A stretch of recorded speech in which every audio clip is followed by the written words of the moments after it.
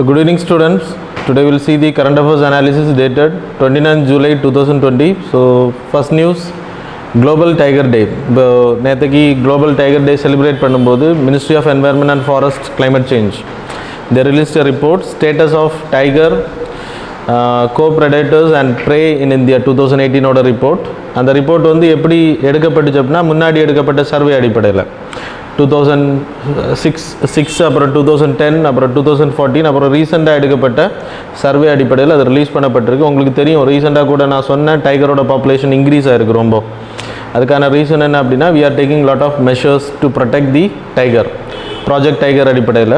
So send Petersburg declaration இருக்கு இல்லையா, 2006 நிறைய கண்ட்ரிஸ் சேர்ந்து டைகர் பாப்புலேஷன் எங்கெல்லாம் இருக்கோ அந்த கண்ட்ரிஸ் எல்லாம் சேர்ந்து டைகர் பாப்புலேஷனை டபுளிங் பண்ணணும் அப்படின்னு சொல்லி 2022க்குள்ளாடி அச்சீவ் பண்ணணும் அப்படின்னு சொல்லிட்டு ஒரு டார்கெட் வச்சுருந்தாங்க.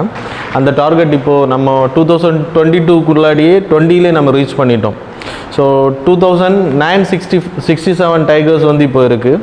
2006 நம்மளோட பாப்புலேஷன் டைகர் பாப்புலேஷன் வந்து ஒன்லி 1400 டைகர்ஸ் தான் இருந்துச்சு. இப்போது இட் வாஸ் இன்க்ரீஸ்ட், டபுளுக்கு மேலே போயிருச்சு. So we achieved. சரியா, மற்ற countries yet to achieve. So 3 tiger range countries எடுத்துக்கிட்டிங்கன்னா India, Bangladesh, Bhutan, Cambodia, China, Indonesia, PDR that is people democratic republic லாவோஸோடது, அப்புறம் மலேசியா, மியான்மர், நேபாள், அப்புறம் ரஷ்யா, தாய்லாந்து அண்ட் வியட்நாம். சரியா, நேஷ்னல் சினரியோ எடுத்துக்கிட்டிங்கன்னா 2014 டைம் பீரியடில் நம்மளோட டைகர் பாப்புலேஷன் எவ்வளோ இருந்துச்சு, இப்போது 2967. அதே இது 2014 2226 டைகர் பாப்புலேஷன். 2018 நம்ம கண்டக்ட் பண்ண சென்சஸ் இது வேர்ல்டுலே ரெக்கார்டு. என்ன அப்படின்னா கேமரா ட்ராப் மூலமாக மானிட்டர் பண்ணியிருக்கோம். செகண்ட் டைம் ட்ராப்பிங் பண்ண மாட்டாங்க, ஏன்னா அதோட நமக்கு கைரேகைகள் இருக்கிற மாதிரி ஒவ்வொரு டைகருக்கும் அதோட ஸ்கின்னில் இருக்கக்கூடிய அந்த டிசைன் அதில் சேஞ்சஸ் இருக்குமா. ஸோ அதன் மூலமாக வந்து திருப்பி ஒரே டைகரை வந்து மானிட்டர் லைக் அந்த கேமரா ட்ராப் பண்ணுது அப்படின்னா அதை ஐடென்டிஃபை பண்ணி காமிச்சு கொடுத்துரும் டிஜிட்டல் ப்ராசஸிங் மூலமாக, ஆர்டிஃபிஷியல் இன்டெலிஜென்ஸ். அது மட்டும் இல்லை, நம்ம டைகர் பாப்புலேஷன் நாகர்ஹோலே, பந்திப்பூர், வயநாடு, முதுமலை, சத்தியமங்கலம், பில்கிரி, ரங்கநாத சுவாமி டெம்பிள் பிளாக் அந்த ஏரியாக்களில், பிலிகிரி ரங்கநாத சுவாமி டெம்பிள் பிளாக் அந்த ஏரியாக்களில் காரிடார் வழியாக கிராஸ் ஆகக்கூடிய கண்டினியூஸ் டைகர்ஸ் வந்து கிட்டத்தட்ட நம்ம இந்தியாவில் மட்டும் 724 இருக்குது. மற்றது எல்லாமே வேர்ல்டுலே கிடையாது இந்த அளவுக்கு டைகர் பாப்புலேஷன் காண்டினியூஸ் ஜோனில். அது மாதிரி ரீஜனல் செனாரியோ எடுத்துக்கிட்டிங்கன்னா மத்திய பிரதேஷோட tiger population is increasing, Karnataka second place, அப்புறம் உத்தரகாண்ட். ரொம்ப டிக்ரீஸ் ஆகக்கூடியது என்னென்னா நார்த் ஈஸ்ட் அண்ட் ஒடிசா, ஜார்க்கண்ட்லாம் ரொம்ப கம்மியாக இருக்குது. சத்தீஸ்கர், ஜார்க்கண்ட், ஒடிசா டிக்ளைன் இருந்துச்சு. அது மாதிரி மிசோரமோட டாம்பா ரிசர்வ், இதெல்லாம் உங்களுக்கு மெயின்ஸில் டைகர் ப்ராஜெக்ட்ஸை பற்றி கொஸ்டின் கேட்கும்போது இல்லை எக்கோசிஸ்டத்தை பற்றி கொஸ்டின் கேட்டாங்கன்னா இதெல்லாம் நீங்கள் மென்ஷன் பண்ண முடியும். ப்ராஜெக்ட் டைகரில் எவ்வளோ அச்சீவ்மெண்ட்ஸ் இருக்குது, எந்த இடத்துல அதெல்லாம் டிக்ரீஸ் ஆகிருக்கு அப்படின்றது இந்த புள்ளி விவரங்களை நீங்கள் பயன்படுத்தலாம். மிசோராமை பொறுத்த வரைக்கும் டாம்பா ரிசர்வ், அப்புறம் பெங்காலோட பக்ஸா ரிசர்வ், ஜார்க்கண்டோட பலமாவ் ரிசர்வ், இதில் வந்து டைகர் பாப்புலேஷனே 0 ஆயிடுச்சு. அந்த அளவுக்கு conservation was very that was not effective. அப்புறம் கார்பெட் டைகர் ரிசர்வ் எடுத்துக்கிட்டிங்கன்னா அதோட பாப்புலேஷன் 231. இந்தியாவில் இருக்கக்கூடிய ஒரு நேஷ்னல் பார்க்கில் அதிகமாக இருக்கக்கூடிய கார்பெட், உங்களுக்கு தெரியும் Jim Corbett national park.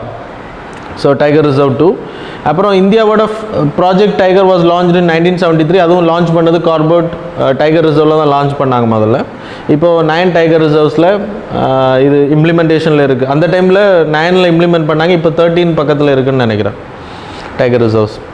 So issues எடுத்துக்கிட்டிங்கன்னா கன்சர்ன்ஸ், இந்த டைகர் பாப்புலேஷன் நிறைய இடத்துல பாதிக்கப்படுறதுக்கான காரணம் என்ன, நம்மளோட சில இடங்களில் அதோட ப்ரொடெக்ஷன் வந்து ஸ்மால் ஏரியாஸில் மட்டும்தான் இருக்குது.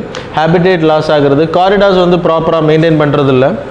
அப்புறம் corridor was not maintain properly. அப்புறம் reserves nearing full capacity is another issue. நிறைய பாப்புலேஷன் உள்ளே இருக்கிறதுனால அதுக்கு உணவுக்காக ப்ரேக்காக காம்படிஷன் அதிகமாகிறனால மைக்ரண்ட் ஆக வேண்டிய கட்டாயம். கொஞ்சம் ப்ரே தான் இருக்கும், அப்படின்றப்போ அதிகமான டைகர்ஸ் அங்கே சர்வே பண்ண முடியாது, அதுவும் ஒரு ரீசன். சொல்யூஷன்ஸ் எடுத்துக்கிட்டிங்கன்னா ஒழுங்கான பாலிசி, மிசோராம் த டாம்பாஸ் டைகர் ரிசர்வ், பக்ஸா டைகர் ரிசர்வ்ல எல்லாம் ரீஇன்ட்ரோடக்ஷன் பண்ணுறதுக்கு ரெக்கமெண்ட் பண்ணுறாங்க. அதை வந்து அப்படியே விட்டுறக்கூடாது. அப்புறம் 70% ஆஃப் த வேர்ல்ட்ஸ் டைகர் நம்ம இந்தியாவில் தான் இருக்குதுன்னு சொல்லப்படுது. ஸோ அப்புறம் லிடார் பேஸ்ட் சர்வே டெக்னாலஜி அது யூஸ் பண்ணுறாங்க. அது லேசார் இமேஜிங் மூலமாக சென்சார் மூலமாக ஐடென்டிஃபை பண்ணுறது. Then that's all. Then second news, ammonia pollution வந்து யமுனா ரிவரில் அம்மோனியா பொல்யூஷன் அங்கே மட்டும் இல்லை மற்ற ரிவர்ஸ்லையும் இருக்கும். அது 1 parts per million இருந்துச்சு அப்படின்னு அதுக்கு மேலே இருந்துச்சு அப்படின்னா அது வந்து நம்மளோட லிவர் ப்ராப்ளம் உருவாகிறதுக்கான வாய்ப்பு இருக்குது. அந்த தண்ணி எடுக்கிறவங்க அங்கே இருக்கக்கூடிய biodiversity fishes will get affected அது சொல்லப்படுது. இப்போ அங்கே எவ்வளோ இருக்குன்னா 1.8 parts per million வந்து அமோனியா கண்டென்ட் வந்து அந்த தண்ணியில் இருக்கான். எங்கேருந்து வருது அப்படின்னா ஃபெர்டிலைசர் இண்டஸ்ட்ரீஸ், அமோனியா அந்த யமுனாவோட பேங்க்ஸில் இருக்கக்கூடிய இண்டஸ்ட்ரீஸ்லேருந்து வெளியாகக்கூடிய வேஸ்ட்லேருந்து அந்த இன்செக்டிசைட்ஸ் பெஸ்டிசைட்ஸ் இண்டஸ்ட்ரியிலேருந்து ஃபெர்டிலைசர் இண்டஸ்ட்ரியிலேருந்து கலக்கக்கூடியது கழிவுகள் கலக்கிறதுனால இந்த அமோனியா ப்ராப்ளம். ஸோ இந்த பார்ட்ஸ் பர் இதெல்லாம் ஞாபகம் வச்சுக்கோங்க. 1 parts per million மேலே இருந்துச்சு அப்படின்னா டாக்ஸிக். அட்வைசபிள் எடுத்துக்கிட்டிங்கன்னா பியூரோ ஆஃப் ஸ்டாண்டர்ட்ஸ் இந்தியன் ஸ்டாண்டர்ட்ஸை பொறுத்த வரைக்கும் 0.5 parts per million is advisable அப்படின்னா இருக்கலாம், நோ ப்ராப்ளம், ஹார்ம் இருக்காது. Where does ammonia come from நான் சொல்லிட்டேன் உங்களுக்கு. Then so solution, so companies எல்லாமே அவங்க கழிவுகளை வந்து ஃபில்டர் பண்ணணும், அது எல்லாமே இருக்குது recommendation. Then green AG project. So இந்தியாவில் க்ரீன் ஏஜி ப்ராஜெக்ட்னு சொல்லிட்டு ஒரு எனக்கு தெரிஞ்சு மிசோராம் அண்ட் தென் ஒரு 4-5 ஸ்டேட்ஸில் இன்ட்ரடியூஸ் பண்ணுறாங்க. I will name it. Here it is. மத்திய பிரதேஷில் சம்பால் லேண்ட்ஸ்கேப், அதுக்கப்புறம் மிசோராமில் டாம்பா லேண்ட்ஸ்கேப், அதான் அந்த டைகர் ரிசர்வ் இருந்த ஏரியா. அப்புறம் ஒடிசாவில் சிம்லிபால் தெரியும் இல்லையா, பயோஸ்பியர் ரிசர்வ் ஏரியா. தென் ராஜஸ்தானில் டெசர்ட் நேஷ்னல் பார்க் லேண்ட்ஸ்கேப். அப்புறம் உத்தரகாண்டில் இதெல்லாமே உங்களுக்கு பயோஸ்பியர் இல்லைன்னா டைகர் ரிசர்வ் ஏரியா. நீங்கள் பார்த்தாலே தெரியும். இது இப்போ க்ரீன் ஏஜி அப்படின்ற ப்ராஜெக்ட் என்ன அப்படின்னா அக்ரிகல்ச்சர் ரிலேட்டடாக பண்ணக்கூடிய farming, that is organic farming plus not harming the like அங்கே இருக்கக்கூடிய ஈகோசிஸ்டமை ஹார்ம் பண்ணாத அளவுக்கு agricultural sustainable development etcetera. So integrated like என்ன சொல்கிறது, எல்லாமே பாதுகாக்கிற மாதிரி. அந்த இவங்க அக்ரிகல்ச்சர் பண்ணுறதுனால டீஃபாரஸ்ட்ரேஷன் இருக்காது. ஸோ அந்த மாதிரியான இஷ்யூஸ். ஸோ பயோடைவர்சிட்டி மெயினாக வந்து biodiversity, climate change, sustainable land management practices இதில் இருக்கும், மண் அரிப்புகளை தடுக்கிறது. ஸோ இந்த மாதிரி வேர்ல்டில் இதை இன்ட்ரடியூஸ் பண்ணுறாங்க. FAO தான் இதை இம்ப்ளிமெண்ட் பண்ணுது இந்தியாவில். FAO ministry of environment and forest climate change தான் இந்தியாவில் இம்ப்ளிமெண்ட் பண்ணுறாங்க. இப்போ நம்ம ஜூனில் ஆரம்பிச்சிட்டோம் அந்த ஒர்க்கை. இப்போ மிசோராமில் அதை இன்ட்ரடியூஸ் பண்ணியிருக்கோம். That's why it came in news. இதை பொறுத்த வரைக்கும் அக்ரிகல்ச்சரில் இருக்கக்கூடிய ஃபீல்டில் இருக்கக்கூடிய அந்த தாவரங்கள் இல்லைனா பிளான்ட்ஸ் வெரைட்டிஸ், அக்ரிகல்ச்சரில் இருக்கக்கூடிய மரங்கள், இப்போ மேங்கோ இந்த மாதிரியான கல்டிவேஷன், ஸோ அதோட கார்பன் சீக்வஸ்ட்ரேஷன் பவர் அதிகப்படுத்துறது இது மூலமாக. ஸோ இது ஈக்கோலாஜிக்கல் லெவலையும் ஹெல்ப் பண்ணும், அக்ரிகல்ச்சர்னால மக்களுக்கும் பெனிஃபிட் ஆகும், ஹார்ம் இருக்காது. That is green AG project. புரிஞ்சுதா? இதெல்லாம் கொஸ்டின்ஸ் வர்றதுக்கான வாய்ப்புகள் அதிகம். ஸோ கிட்டத்தட்ட 10,000 இதெல்லாம் ஞாபகம் வச்சுக்கோங்க. இதை பற்றி மெயின்ஸில் கொஸ்டின் கேட்கும்போது நீங்கள் இந்த டேட்டாஸை மென்ஷன் பண்ணணும். 104,070 ஹெக்டேர் லேண்டை வந்து சஸ்டைனபிள் டெவலப்மெண்ட் லேண்டாகவும் வாட்டர் மேனேஜ்மெண்ட் பண்ணுறதுக்கும் இந்த க்ரீன் ஏஜி ப்ராஜெக்ட் வந்து இன்ட்ரடியூஸ் பண்ணுறாங்க. ஸோ மெயின் வந்து மிக்சட் லேண்ட் யூஸ் அப்படின்னா அக்ரிகல்ச்சரும் பயன்படுத்தும், அனிமல்ஸும் பயன்படுத்திக்கும், அதை எல்லாத்துக்குமே cultivation etcetera. Then what are prepacks under the present insolvency regime. So insolvency act நமக்கு தெரியும், insolvency and bankruptcy code every one knows right.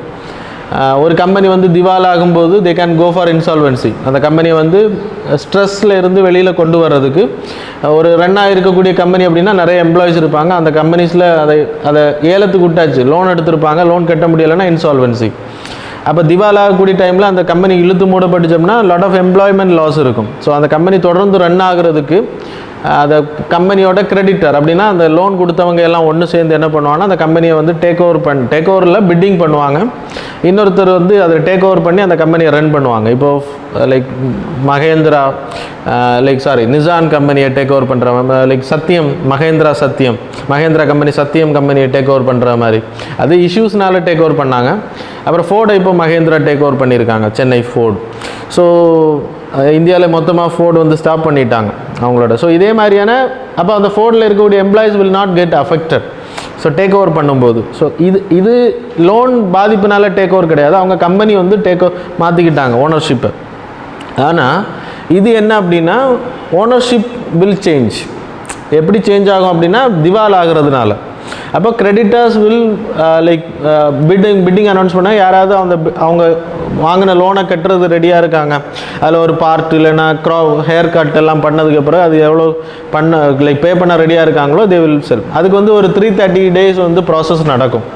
330 days. இது வந்து இப்போ லாக்டவுன் பீரியட் ஆனதுனால இது வந்து ரொம்ப லாங் ப்ராசஸாக போகும்போது இப்போ என்பிஏ அசட்ஸ் வந்து லாக்டவுன் முடிஞ்சோன்னு அதிகமாகும்னு சொல்லப்படுது. ஏன்னா இப்போ பேங்க் எல்லாமே மொரட்டோரியமில் இருக்குது, லோன்ஸ் யாருமே பே பண்ணுறதில்ல, இஎம்ஐ வந்து ஸ்டாப் பண்ணி வச்சுருக்காங்க நிறைய கம்பெனிஸோட. ஸோ அதெல்லாம் முடிஞ்சு வரும்போது அந்த கம்பெனி வந்து ரன் ஆகணும் இல்லையா, ரன் ஆனால் தான் திருப்பியும் லோன் கட்ட முடியும். அப்படி லோன் கட்ட முடியல திவால் ஆச்சு அப்படின்னா திருப்பியும் என்ன ஆகும், என்பி அசட்ஸ் அதிகமாகும்.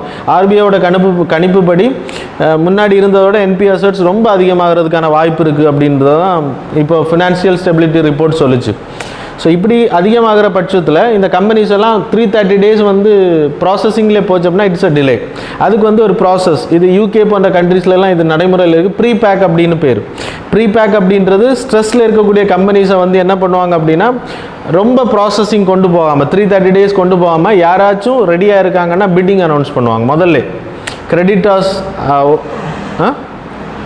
கிரெடிட்டர்ஸ் வந்து ஓகே சொல்கிறாங்க. இப்போ எஸ்பிஐ லோன் கொடுத்துருக்காங்க அந்த கம்பெனிக்கு அப்படின்னா, இல்லை ஐசிஐசிஐ, ஸோ இவங்க எல்லாம் ஓகே சொல்லிட்டாங்கன்னா they can go for bidding. Earliest அதை வந்து பிட்டிங் பண்ணிடுவாங்க. பிட்டிங் பண்ணி அதை டேக் ஓவர் பண்ணுறது மாதிரி நடக்கும். சரியா, அது வந்து 330 days ப்ராசஸ் கிடையாது. It will take only 90 days process. சரியா, ஸோ சீக்கிரமாக முடிக்கிறதுக்கு இந்த ப்ராசஸ். So that's all. இதில் நீங்கள் டீட்டெயில் அவ்வளோ படிக்க வேணாம். Then merger under 10th schedule. So இது நம்ம 10th schedule இஷ்யூ கொஞ்ச நாளாகவே போயிட்டுருக்கு. So anti defection law you people have to study well. Anti defection லாவில் நம்ம 91st Amendment Act உங்களுக்கு தெரியும். ஆன்டி டிஃபெக்ஷன் லா 1985 இன்ட்ரடியூஸ் பண்ணப்படுது 52nd Amendment Act மூலமாக. அதோட மெயின் பர்பஸ் வந்து டிஃபெக்ஷனை தடுக்கிறதுக்கு, கட்சி தாவலை தடுக்கிறதுக்கு. கட்சி தாவலை எந்த ஒரு கட்சியிலேருந்து இன்னொரு கட்சியில் தாவும் போது அந்த கட்சியோட கிரெடிபிலிட்டி பாதிக்கப்படும். அந்த கட்சியினால் தேர்ந்தெடுக்கப்பட்டவங்க அந்த கட்சி ஆட்சி இழக்கிறதுக்கான வாய்ப்புகள். So disqualification can be made. நான் இது என்ன ஸ்டோரின்றது சொல்கிறேன். அப்புறம் இண்டிபெண்ட்டாக இருக்கிறவங்க கட்சி தாவல் பண்ணலாமா? வெதர் தே இண்டிபெண்ட் நாமினேட்டட் பர்சன்ஸ்னால் 6 months டைம் பீரியட். அவங்க வந்து இப்போ ராஜ்யசபாவில் நாமினேட் பண்ணப்பட்டனா 6 months டைம், அதுக்குள்ளாடி ஏதாவது கட்சியில் சேர்ந்துக்கணும். அதுக்கப்புறம் சேர்ந்தால் டிஃபெக்ஷன் நடக்கும் அண்ட் டிஸ்குவாலிஃபிகேஷன் நடக்கும். அதே மாதிரி இண்டிபெண்ட்டாக சுயேட்சையாக நின்று ஜெயிக்கிறவங்க எந்த கட்சிக்குமே போகக்கூடாது. கடைசி வரைக்கும் போனாங்கன்னா டிஃபெக்ஷன் லைக் ப்ராசஸ் பண்ண முடியும். டிஃபெக்ஷன்னு கருதப்பட்டு டிஸ்குவாலிஃபிகேஷன் பண்ண முடியும். ஸ்பீக்கர் வந்து அவர் வந்து ஒரு கட்சியிலேருந்து ஸ்பீக்கர் ஆகிறாருன்னா அவர் மட்டும்தான் அந்த பதவியை விட்டு கொடுக்க முடியும். அவர் வந்து கட்சியிலேருந்து மெம்பர்ஷிப்பை ரிசைன் பண்ணிக்கலாம். அவருக்கான டிஃபெக்ஷன் கன்சிடர் பண்ணப்படாது. டிஸ்குவாலிஃபிகேஷன் கேட்டகரியில் வர இன்னொரு கேட்டகரியில் முன்னாடி என்ன இருந்துச்சுன்னா 2003க்கு முன்னாடி 91st Amendment Act இன்ட்ரடியூஸ் பண்ணப்பட்டது 2003. அதுக்கு முன்னாடி என்ன இருந்துச்சுன்னா 1/3 members from a party ஒரு குரூப்பு பிரிகிறாங்க. இப்போ ஏடிஎம்கே பிரிஞ்சிச்சு இல்லையா, பன்னீர்செல்வம் குரூப், லைக் தினகரன் குரூப்னு முதல்ல பிரிஞ்சாங்க, இப்போ எடப்பாடி குரூப்னு இருக்குது. ஸோ அதில் 1/3 members வந்து பன்னீர்செல்வத்துக்கு கூட போனாங்க அப்படின்னா டிஸ்குவாலிஃபிகேஷன் பண்ண முடியாது. இப்போ அவங்க மெர்ஜ் ஆகிட்டாங்க வாட் எவர் இட் இஸ். ஆனால் டிஸ்குவாலிஃபிகேஷன் ஆக்ஷன் இன்னும் கேஸில் தான் இருக்குது அவங்க மேலே. டிஃபெக்ஷன் அவங்க எடப்பாடி ஆட்சிக்கு எதிராக அவங்க எதிர் வாக்கு பண்ணது. ஸோ புரியுதுன்னு நினைக்கிறேன் உங்களுக்கு. ஸோ அந்த டிஃபெக்ஷன் கேட்டகரியில் வரும்போது they can be disqualified. 1/3 members வெளியில் போயாச்சுன்னா டிஸ்குவாலிஃபை பண்ண முடியாது அப்படின்னு சொல்லிட்டு இந்த சட்டத்தில் இருந்துச்சு. 91st Amendment Act 2003 என்ன பண்ணாங்க அப்படின்னா 1/3 அப்படின்னா நிறைய பேர் ஒரு கட்சியில் 200 பேர் இருக்காங்கன்னா அதில் 1/3 members வெளியில் போயாச்சு அப்படின்னா நோ ப்ராப்ளம் அப்படின்னு சொல்லப்படுது. அவங்க மேலே ஆக்ஷன் அப்படி ஒரு குரூப். இப்போ உங்களுக்கு தெரியும் நிறைய ஹார்ஸ் ட்ரேடிங் நடக்குது. 1/3 ஈஸியாக வாங்கிடுவாங்க. பணம் இருக்கிறவங்க 1/3 வாங்கிட்டாங்க அப்படின்னா அந்த ஆட்சி அவ்வளோதான் முடிஞ்சு.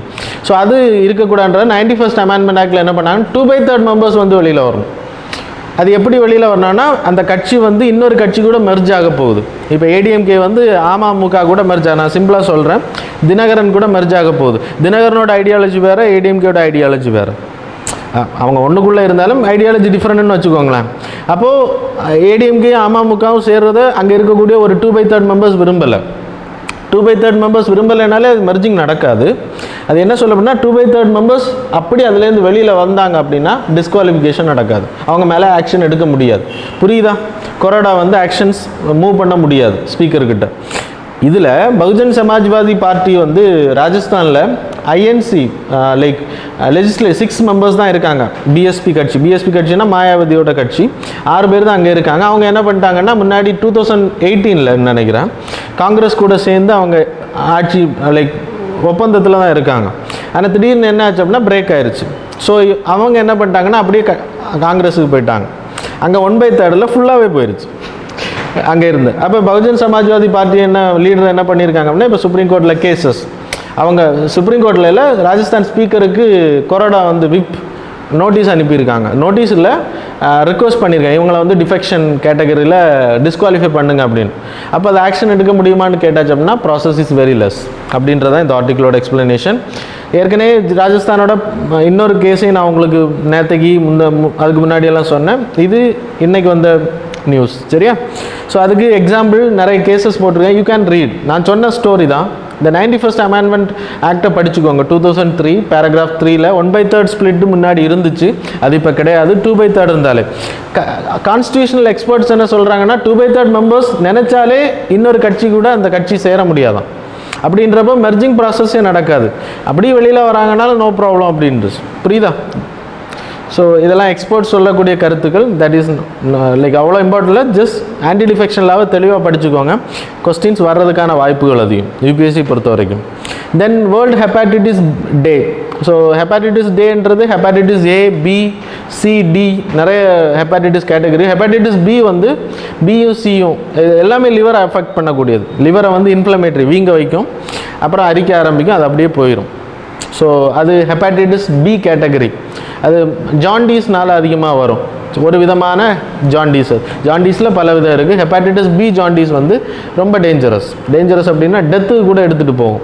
ஒழுங்கான ட்ரீட்மெண்ட் ப்ராப்பராக அவங்க ட்ரீட்மெண்ட் எடுக்கலை அப்படின்னா. இன்றைக்கி நிறைய விஷயங்கள் இருக்கிறதுனால மஞ்சக்காமல் ஜாண்டீஸ்னால் இறக்குறவங்க ரொம்ப கம்மி. ஆனால் ப்ராப்பராக அவங்க வந்து ஃபுட் எல்லாம் கரெக்டாக எடுக்கலை அப்படின்னா இட் வில் லைஃப் லாஸ் ஆகிறதுக்கான வாய்ப்பும் இருக்குது. ஹெப்பாட்டிட்டிஸ் லைக் பொறுத்த வரைக்கும் இன்ஃப்ளமேஷன் ஆஃப் லிவர், நான் உங்களுக்கு சொன்ன மாதிரி irritation, swelling of liver cells, அப்புறம் அதை கொஞ்சம் கொஞ்சமாக அரிச்சிட்டு போகும். லிவரை பொறுத்த வரைக்கும் பயப்பட தேவை கிடையாது. லைக் லிசர்டோட வால் மாதிரி கொஞ்சம் வச்சா போதும், வளர்ந்துடும். கொஞ்சம் இருந்தால் போதும். ஆனால் கொஞ்சம் வந்து மேட்ச் ஆகணும். இன்னொருத்தவங்கள்ட்ட நீங்கள் டிரான்ஸ்பிளான்ட் பண்ணும்போது அதுவும் ஒரு இஷ்யூஸ் இருக்குது. ஸோ இது வந்து ஒரு 6 monthsல வெளியிலே தெரியாது இந்த அஃபெக்ஷன் ப்ராப்ளம் வரும்போது. ஹெப்பர்ட்ராஃபிக் கேட்டகரியில் A, B, C, D, E category வரைக்கும் நோய்கள் இருக்குது. இப்போ COVID-19 சுச்சுவேஷனில் லங்ஸும் பாதிக்கப்படுது. இந்த மாதிரி வீக்னஸ் இருக்கிறவங்களுக்கு இந்த லிவர் வந்து ரொம்ப டேமேஜ் ஆகிறதுக்கான வாய்ப்பு இருக்குன்றது இந்த ஆர்டிக்கிள் சொல்லுது. அதனால் இந்த வருஷம் இந்த ஹெப்பாட்டிட்டிஸ் டேயில் ஹெப்பாட்டிட்டிஸ் இல்லாத ஒரு நாடை உருவாக்கணும். அது மெயினாக அந்த B கேட்டகரி ஃப்ரீ ஃபியூச்சர் அப்படின்றது மெயினாக B category among mothers and newborns மேலே வரக்கூடாது அப்படின்றது அது தீர்மானமாக இருக்குது. That's why it was in news. அப்புறம் ட்ரீட்மெண்ட் எடுத்துக்கிட்டால் A and Eக்கு வந்து நோ செல்ஃபாக தான் மாறிக்கும். அது B and C treatments are there, சரியா? ஸோ அப்புறம் HIV கேட்டகரியெல்லாம் வேறு, அது உங்களுக்கு தெரியும்னு நினைக்கிறேன். வி ஹேவிங் ஹெப்பாட்டிட்டிஸ் கிட்டத்தட்ட ஒரு வருஷத்துக்கு நிறைய பேர் அஃபெக்ட் ஆகி இறந்து போகிறாங்க. அதோட லிஸ்ட்டும் இந்த போட்டிருக்காங்க. Like sorry, I hope it was 1 yearக்கு 49 million people are chronically infected with hepatitis B. அதில் 6 to 12 million with hepatitis C. Date இருந்துச்சு.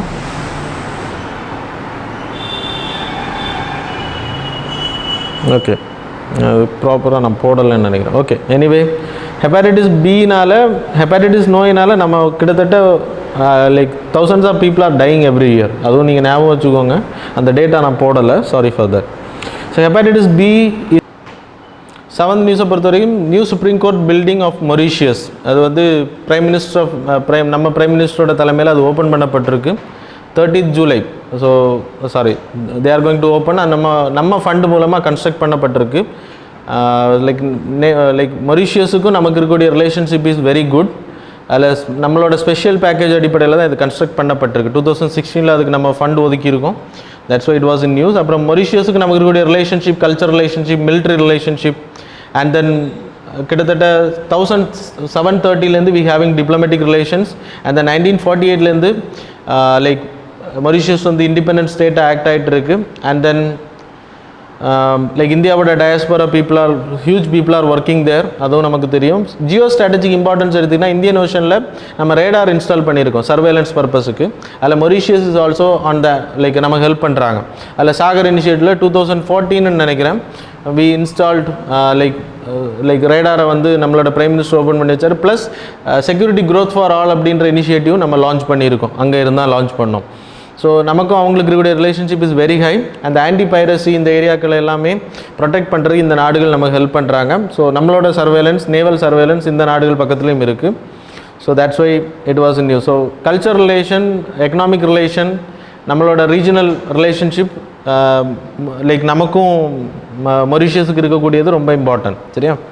த நெக்ஸ்ட் நியூஸ் வந்து, so daily MCQ 28 July 2020. First question, consider the following statement.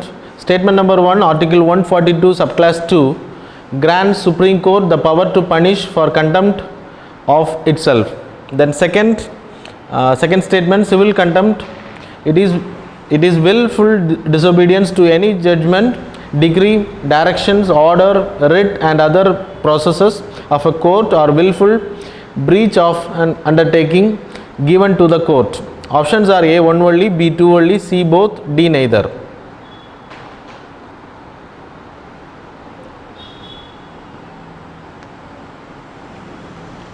Second question, which of the following are not exception under Article 19 of Fundamental Rights?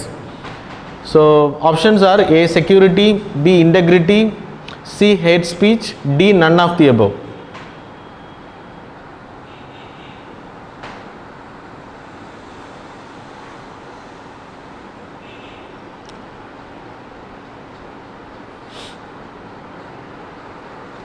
So third question, which of the following are correct about India-Israel FDI deal? First statement, the government has increased the limit of FDI in defense through automatic route by 74%. Second statement, according to SHIPRI, that is Stockholm Institute of Research.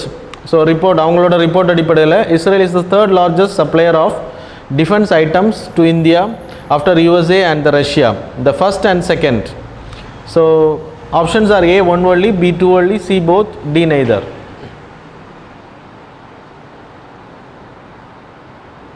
So fourth question, in regard to seismicity study, consider the following.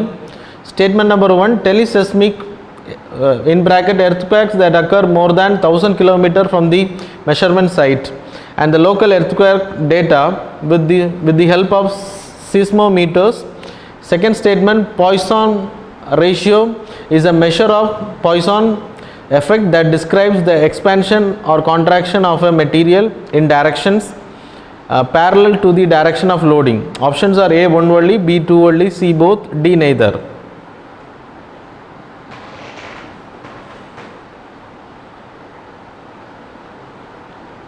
Fifth question, Moho discontinuity between which of the following layers of earth? Options are A inner core and outer core, option B mantle and outer core, C crust and outer core, D crust and mantle.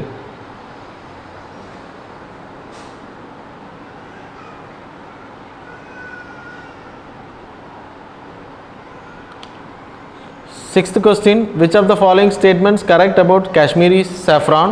Statement number 1, it regenerates health and is used in cosmetics and for medicinal purposes. Second statement, Lacha saffron, in which stigmas are detached from the flower, dried in the sun and processed traditionally. Options are A 1 only, B 2 only, C both, D neither.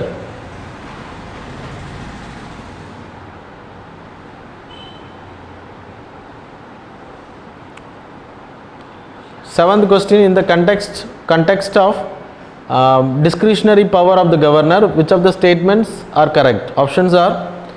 Statements are, first statement, the appointment and powers of government can be derived from the part 5 of the Indian Constitution. Article 153 says that there shall be a governor for each state.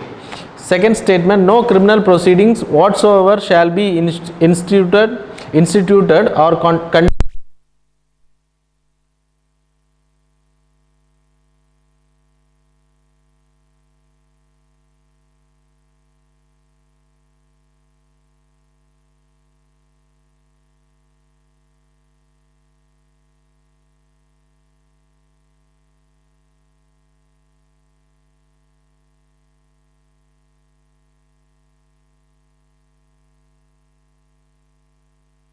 which are correct about Global Forest Resource Assessment (FRA)? Statement number 1: land spanning more than 2.5 hectares with trees lesser than 5 meters and the canopy cover of more than 10% or trees able to reach their thresholds in situ. Then second statement: India accounts for 2% of total global forest area. Options are A 1 only, B 2 only, C both, D neither.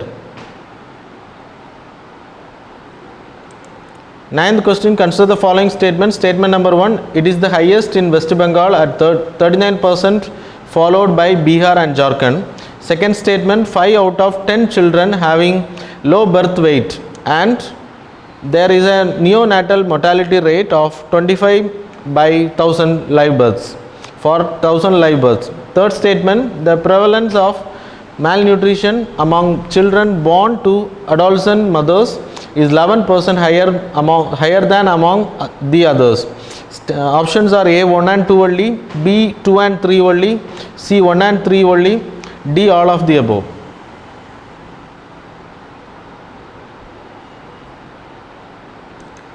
Tenth question: Strait Dover situated between which of the following countries?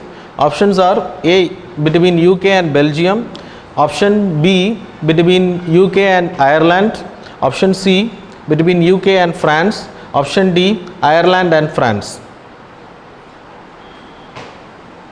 So that's all about today's current affairs and MCQ students. Hope you people answered. Thanks a lot for joining with us.